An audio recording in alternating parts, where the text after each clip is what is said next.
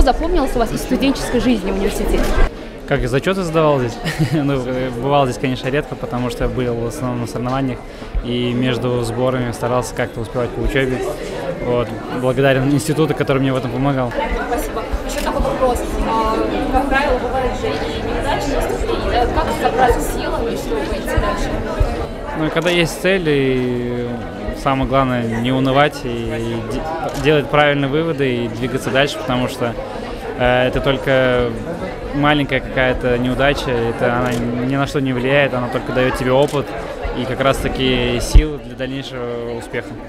Что пожелаете, может, студентам? Никогда не сдаваться, идти к своей мечте, цели, то есть у каждого есть в любом случае своя мечта, заниматься своим любимым делом, потому что это как раз-таки будет в помощь им для достижения их успеха в любой сфере, неважно, в спорте или в учебе или где-то в работе. То есть такой, я думаю, что лозунг, что надо идти всегда вперед, никогда не сдаваться, ни на что не обращать внимания. Я скажу, что больше получать опыта, навыков, учиться надо. Вот я помню, мы как физиологию, мы сдавали физиологию, у нас был такой анатомий, Тупиев, я не знаю, сейчас работает, но он мне как тренер очень много дал. Для тренера знание физиологии и анатомии это очень сильно, это надо обязательно. И для учителя физкультуры, потому что прежде всего воспитывать детей, чтобы ребенок был здоров. Я хочу всем вам пожелать удачи. В 96 году я оканчивал этот университет. И когда вошел в университет, сразу вспомнил, когда постоянно мы же были на сборах, на соревнованиях. И когда уже наступает апрель-май месяц, мы приезжали сюда, я, естественно, целым днем был в университете, общался с преподавателями, выполнял задания, сдавал экзамены. И, конечно, я считаю, что когда я был спортсменом, это самое было золотое время.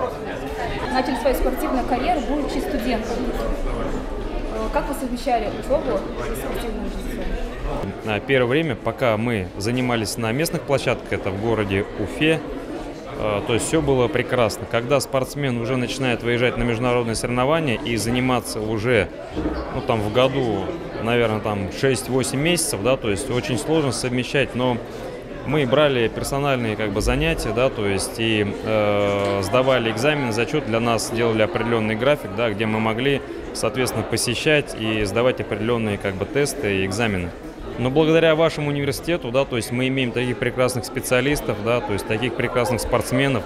Почему? Потому что педагогический университет – это есть та история, где готовят настоящих специалистов. Поэтому я желаю вам процветания, долголетия и, конечно, как можно больше выпустить таких профессиональных кадров.